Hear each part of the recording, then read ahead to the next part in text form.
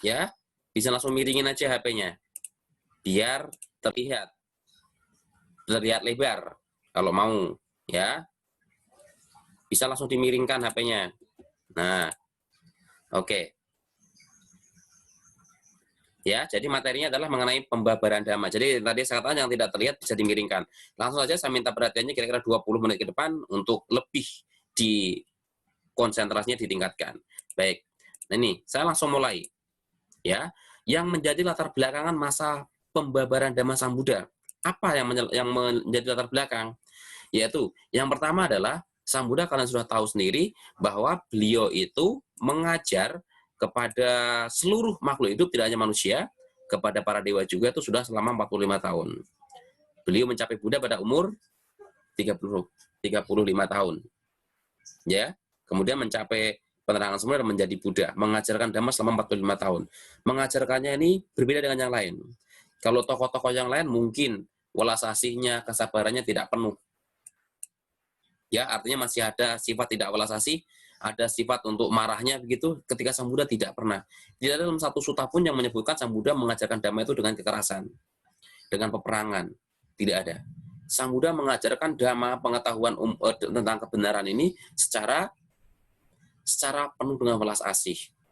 Ya. Nah, selama 45 tahun ini Sang Buddha mengajarkan Dhamma tidak menetap. Beliau selalu berpindah-pindah. Berpindah-pindah dari satu tempat ke tempat yang lainnya. Ya, selalu berpindah-pindah dari satu tempat ke tempat yang lainnya. Dan mereka, Sang Buddha itu melakukannya itu dengan jalan kaki. Enggak dengan kendaraan. Tidak dengan mobil karena belum ada mobil. Ya. Nah, kemudian berpindah-pindahnya Sang Buddha itu Sang Buddha diam di suatu tempat. Khususnya di musim hujan ini. Ya, ketika musim hujan. Nah, Sang Buddha diam selama musim hujan itu disebutnya adalah masa wasa. Kalian sudah mendengar, sudah tahu lah masa wasa itu apa. Masa wasa itu saat ini di Indonesia itu jatuhnya pada bulan Juli sampai bulan Oktober. Saat ini para biku sudah melakukan masa wasa. Harusnya pada zaman dahulu itu sekarang itu sudah musim hujan, tapi kenyataannya saat ini belum terlalu banyak musim hujan. Ya, saya tidak perlu bercerita banyak mengenai masa wasa ini. Ya, saya harap kalian bisa mencari informasi sendiri melalui media online, bisa mengenai masa wasa itu seperti apa, latar belakangnya kenapa ada masa wasa, tujuannya buat apa masa wasa, itu bisa kamu temukan lagi, bukan saat ini atau nanti di lain sesi bisa kita membahas akan hal itu. Ya, jadi Sang Buddha ini selama 45 tahun ini berpindah-pindah. Nah, yang akan kamu pelajari pada hari ini, mengapa saya bilang berat, itu menceritakan ini. 45 tahun Sang Buddha melakukan masa wasa. Jadi selama wasa ke-1, Sang Buddha di mana tinggalnya dan peristiwa besar apa yang terjadi di situ. Ya, jadi itu. Dan itu dari 1 sampai 45. Tahu. Cukup berat kan? Nah, walaupun cukup berat tidak ada masalah. Kan sudah saya bercatatan nanti selama kalian mengikuti dengan baik pasti bisa. Ya, saya mengeluarkan latihan-latihan, mengeluarkan soal-soalnya pasti sesuai yang sudah saya ajarkan. Jika belum saya ajarkan tidak akan saya keluarkan. Begitu ya. Jadi kalau kalian melihat jumlahnya ini, wow, banyak sekali. Kalau menghafal, pasti nggak akan mampu menghafal. Ya, saya nggak meminta kalian menghafal. Dari 1 tahun ke 1 sampai tahun ke 45, Sang Buddha ngapain aja saya harus hafal? Tidak mungkin. Ya, jadi nanti kamu ada catatan yang merupakan rangkuman dari seluruh itu. Oke. Nah, ini dimulai dari wasa ke-1.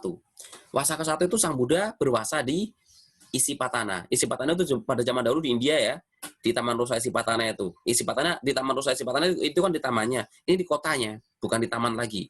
Ada kota namanya kota Isipatana. Nah, ini pada wasa ke-1 berarti masa awal Sang Buddha membentuk sangha. Ini Sang Buddha awalnya belum punya sangha kan. Masih Buddha sendiri, Sang Buddha kemudian menemukan Dhamma ajarannya dan sanghanya belum ada. Ya, sehingga di sini adalah masa awal pembabaran Dhamma yang terjadilah bentuknya sangha. Siapa yang diajari pertama? Ya, yang diajari pertama adalah 5 petapa. Ya, 5 petapa ini yang pertama diajarkan. Siapa 5 petapa? Masih ingat? 5 petapa adalah Kondanya, Wapa, Badia, Mahanama, dan Asaji. Mereka semuanya adalah teman-teman yang waktu itu berjuang di hutan Uruvela. Berjuang dengan bermeditasi selama 6 tahun dengan menyiksa diri. Nah, pada masa ke-1 inilah terbentuknya Triratna. Triratna itu adalah Buddha, Dhamma, dan Sangha. Ya, pada masa ke-1 ini terbentuk Buddha, Dhamma, Sangha.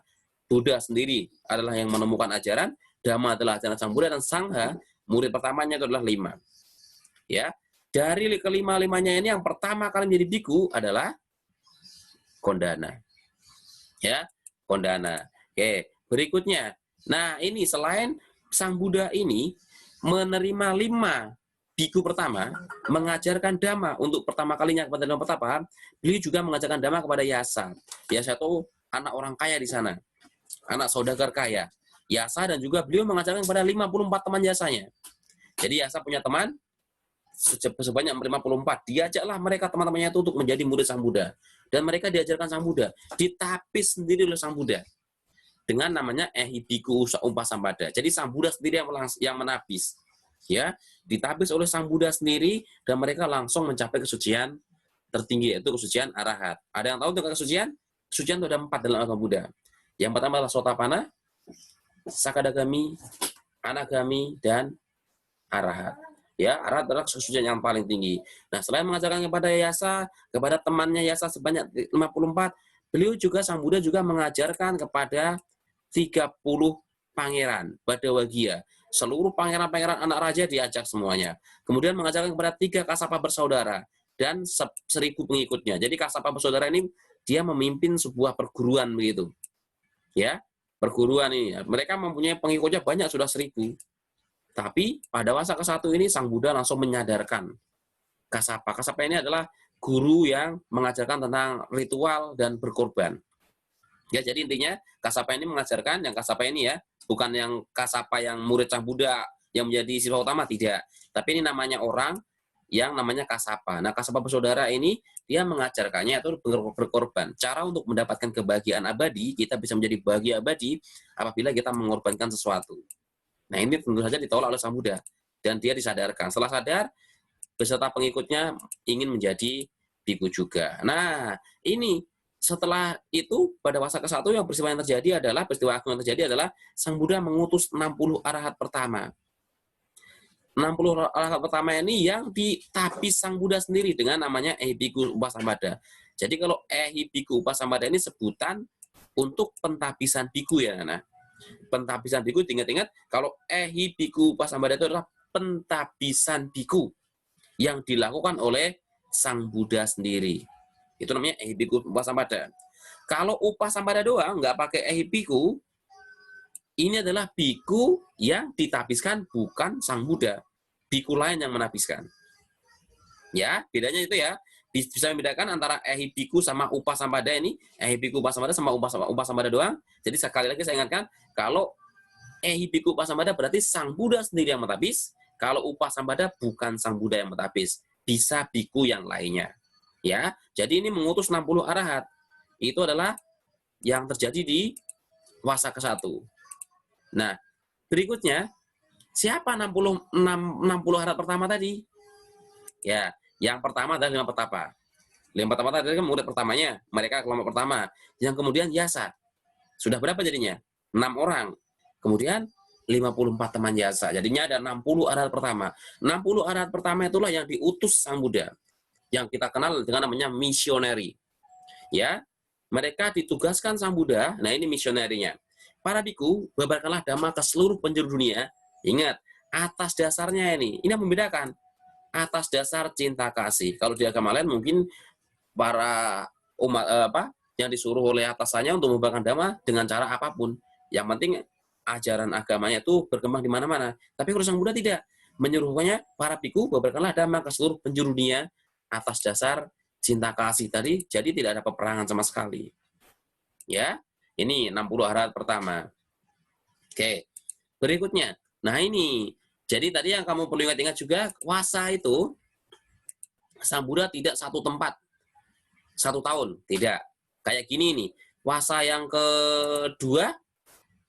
kedua sama keempat 1 tempat. 2, 3, 4, berarti 3 tahun itu di 1 tempat. Ya, di Veluwana Arama. Itu adalah wasa yang ketiga. 2, 3, 4. 3 tahun itu di sana. Jadi selama 45 tahun itu bukan 1 tahun pertama di mana, tahun kedua di mana, tidak. Jadi nanti juga ada yang paling lama di mana, nanti ada saya beritahu nanti di wihara mana yang paling lama. Itu kira-kira 20 tahun di wihara itu. Ya, jadi kalian tidak membayangkan dalam 1 tahun 1 wasa, tidak. Ya, nanti ada wasa yang keberapa, nanti ada di slide-nya. Itu wasa dari tahun kesekian sampai sekian, kira-kira 20 tahun itu dalam satu tempat ada.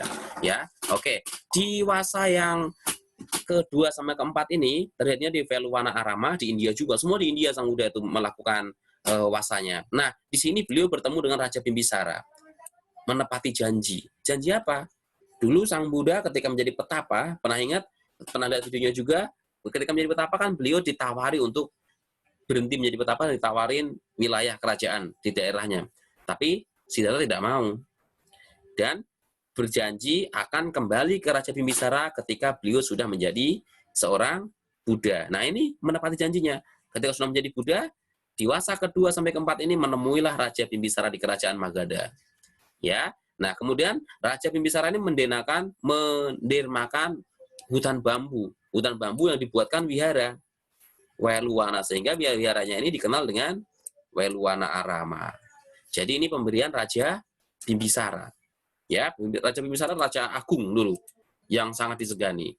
Nah, berikutnya, pada masa kedua dan keempat ini Sang Buddha juga pertama kali membabarkan Owada Patimokkha. Owada Patimokkha itu kalian sering mengenalnya adalah Hari Raya Magha Puja. Ya, Hari Raya Magha Puja.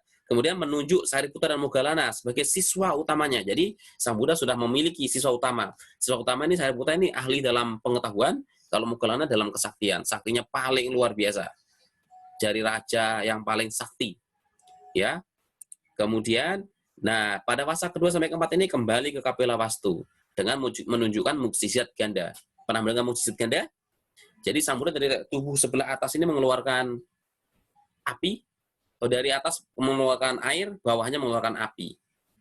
Ya, air dan api sekaligus dari tubuh Sang Buddha sambil melayang. Tuh, mengeluarkan api dan air secara bergantian. Ya, air dari pusar ke atas, bawahnya api. Begitu, ya. Itu adalah mukjizat ganda yang ditunjukkan oleh Sang Buddha ketika kembali ke Kapilavastu. Tujuannya buat apa? Untuk pamer? Tidak. Tujuannya adalah untuk meyakinkan seluruh warga yang ada di kerajaan itu bahwa beliau bukan Siddhartha lagi, tapi beliau adalah seorang Buddha. Itu tujuannya ya. Beda kalau orang selain Buddha, ketika menunjukkan mukjizat, dia pasti ingin supaya orang lain tuh satu segan, kemudian ingin pamer kekuatan, begitu. Kalau ini tidak, Sang Buddha ingin menyadarkan orang-orang yang ada di istana itu supaya menyadari bahwa itu bukan Siddhartha lagi, tapi seorang Buddha. Nah, pada masa kedua keempat ini sampai keempat menerima Rahula sebagai Samanera pertama dan termuda di dunia. Ingat berapa usia Rahula saat menjadi Samanera? Ya, saat menjadi Samanera, Rahula adalah usianya kalau sekarang kayak anak siswa kelas 2 SD. Usia berapa? Usia 7 tahun anak. Ya, ini adalah Rahula adalah sebagai Samanera pertama dan termuda di dunia. Ya. Nah, kemudian pada saat itu mendamaikan perang antara suku Sakya dan suku Kolya. Masih ingat kenapa terjadi perang? Ya, pada saat itu perebutan sungai. Pas musim kering ada satu sungai yang biasanya ketika sehari-harinya itu memang sungainya itu diperuntukkan untuk dua suku itu, suku Sakya sama suku Kolya.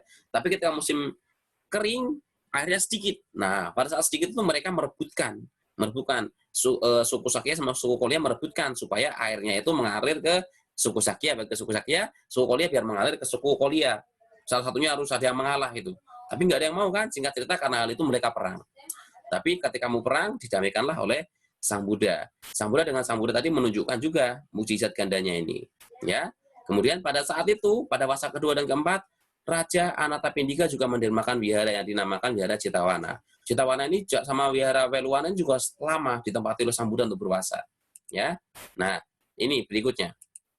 Nah, Hari Magha Puja tadi memperingati apa? Saya ingatkan di sini dah. Ini saya kira sekilas saja, tidak perlu lama-lama di sini. Hari Raya Magha Puja itu memperingati 1.250 biku. Satu peristiwanya. Yang kedua, mereka semua datang tanpa diundang. Kalian yang ada janjian aja nggak bisa datang. Yang tadi aja saya info sama Bu Nevi, udah saya info jam 7 udah di-share mungkin di grup. Jam 7.12 baru 13 orang yang masuk. Sekarang baru 19 orang yang masuk. Masih ada satu yang belum masuk. Itu udah janjian berarti kan? Udah ada janjian, sudah ada undangan. 20 orang aja nggak bisa. Itu zaman sekarang. Zaman Sang Buddha ini, mereka ini 1250 biku ini mereka semua datang tanpa diundang. Ya, mereka semua tanpa diundang. Dan mereka semua telah mencapai kesucian arahat. Jadi mereka menggunakan kemampuan batinnya, mengetahui Sang Buddha mau membabarkan Owada Patimokkha. Mereka semua ditapis sendiri oleh Sang Buddha dengan biku. Ya, yang menjadi istimewa di sini ini berkumpul ini segini banyaknya tanpa ada undangan. Dan ini sangat tidak bisa untuk sekarang. Ya, ada undangan saja pada nggak datang. Ada link untuk Zoom aja pada nggak datang. Ya, oke. Nah, mereka pada saat itu juga Sang Buddha membabarkan ini Owada Patimokkha. Owada Patimokkha itu apa? Nasihat tentang peraturan. Peraturan untuk siapa? Peraturan untuk para biku pada zaman dahulu, karena yang diajarin adalah biku. Jadi bukan peraturan untuk umat. Tapi sebenarnya peraturan buat biku juga bisa kita pakai. Ya, ini yang menjadi istimewa. Istimewa di Magga Puja itu adalah yang paling dominan di sini. Paling dominan di sini. Ini yang paling dominannya, ya. Oke, untuk berikutnya sekarang adalah mengenai isi dari Owada Patimokkha. Owada Patimokkha itu saya membaca sekilas, ada dibaca aja. Jadi Owada Patimokkha ini gambaran garis besarnya ya, Nana. Ini gambaran garis besarnya. Kalau diajarkannya sangat banyak sekali yang kepada para biku itu. Tapi secara gambarannya adalah isi Owada Patimokkha adalah yang ini. Janganlah berbuat jahat, berbuatlah kebajikan, sucikan hati dan pikiran. Inilah ajaran para Buddha. Saya kira kalian bisa membaca sendiri mengenai kebajikan ini. Dan yang kedua adalah mengenai kesabaran. Kesabaran adalah cara bertapa yang baik. Para Buddha berkata, Nibbana adalah hana tinggi. Ia yang menyakiti makhluk lain bukanlah seorang yang meninggalkan keduniawian. Ia yang menyukai makhluk lain bukan seorang petapa. No. Jadi intinya kita disuruh berbuat baik terus di Owada Patimokkha itu. Tidak menghina dan sebagainya. Itu adalah isi dari Owada Patimokkha. Ya, oke. Berikutnya adalah wasa ke-5. Ya, wasa ke-5 ini tempatnya di Balai Urung Puncak di kota Wesali. Nah, pada wasa ke-5 ini ada peristiwa yang menyedihkan bagi istana, tapi bagi Buddha tidak, yaitu Raja Suddhodana sudah meninggal. Bagi istana ini menyedihkan, ya, karena pewaris tahtanya tidak ada. Tidak ada tahta kan? Harusnya kan yang ketika Raja Suddhodana meninggal ini, yang mewarisi adalah Siddhartha Gautama sebagai raja. Tapi karena tidak ada, ya, yang dilanjutkan adalah saudara-saudaranya.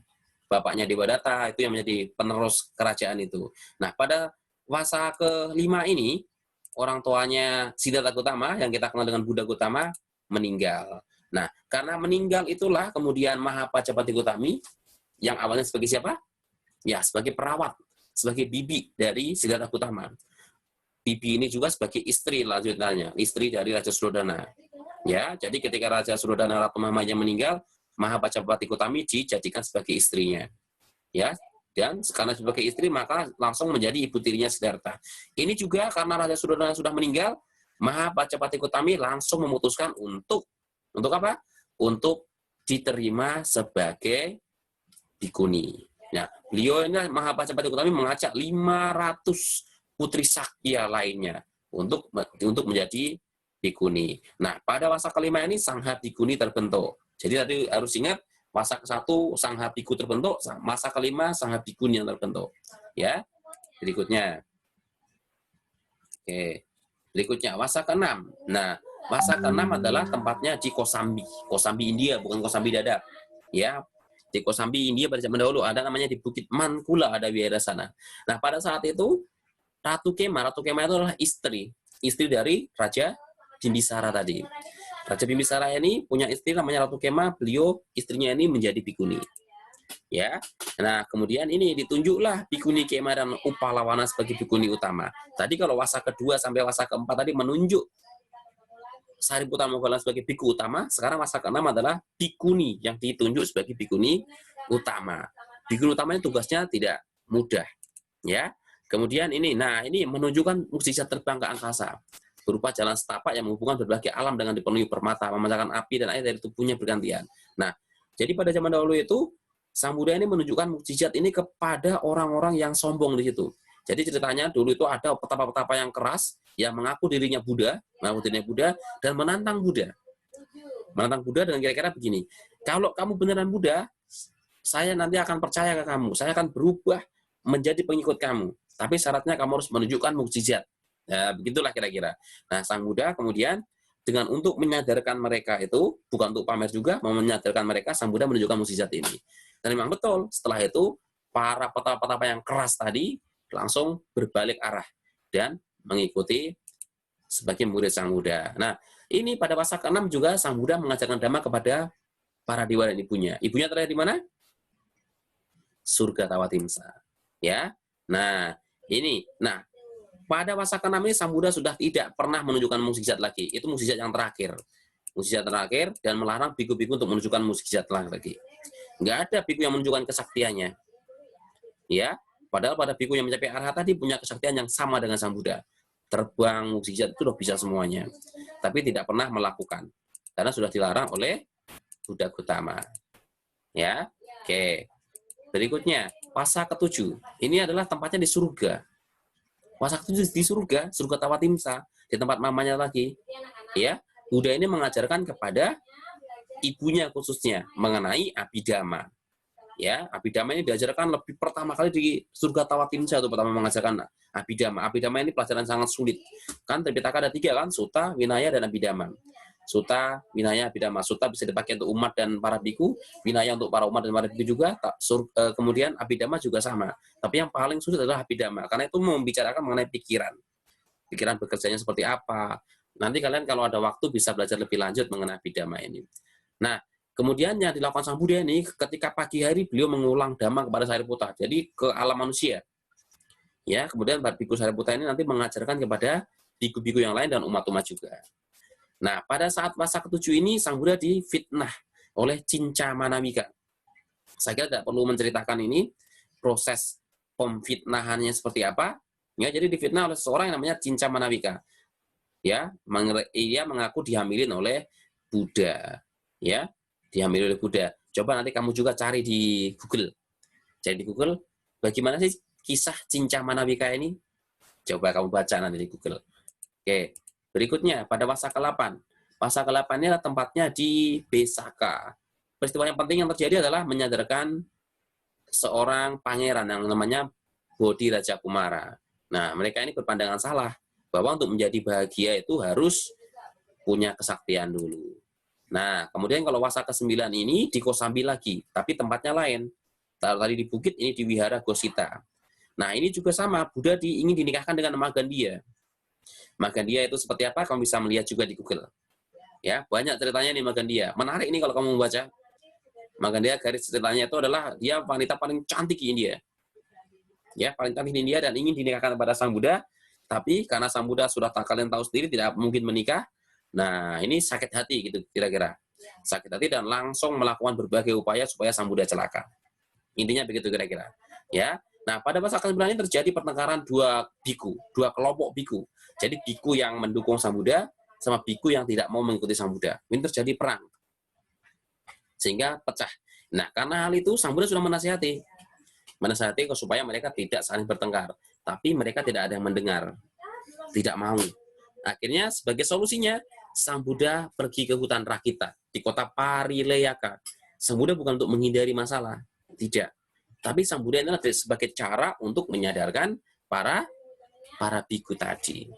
Ya, langsung menyadarkannya begitu. Oke, nah fase ke-10. Fase ke-10 inilah Sang Buddha berpuasa seorang diri di hutan Rakita, di kota Parileyaka tadi. Selama masa 3 bulan itu, beliau dilayani oleh seekor gajah. Ya, nah setelah dilayani seekor gajah, ketika masa berakhir, Sang Buddha kembali lagi ke tempat tadi, ke tempat fase ke-9. Nah, ketika di sana, para biku itu sudah tidak lagi bertengkar, sudah menyadari kesalahannya. Ya, fase ke-11. Nah, fase ke-11 ini tempatnya di Brahma Ekanala. Nah, intinya di situ adalah beliau menasehati orang-orang yang sombong. Ya, orang-orang sombong. Ada ini orang yang barat wajah ini, yang ketika dimintai dana makan, nggak mau memberi dana makan, malah menasehati Buddha dengan sombong, bukan menasehati biasa. Ya, kemudian pada saat fase ke-11 ini beliau mengajarkan meditasi penyadaran kepada umat-umat dan juga para biku. Sedikit lagi, saat ini saya hanya sampai fase ke-15. Ini menitnya tinggal 3 menit. Ya. Kemudian Wasa ke-12 ini di Weranjana. Nah, di Wasa ke-12 ini ada peristiwa yang menyedihkan menurut kita semua. Nah, di situ biku dan juga sang Buddha ini makan makanan kuda. Bukan tas kesaktian, bukan. Memang pada saat itu di Weranja ini sedang terjadi musim hujan kan, namanya Wasa.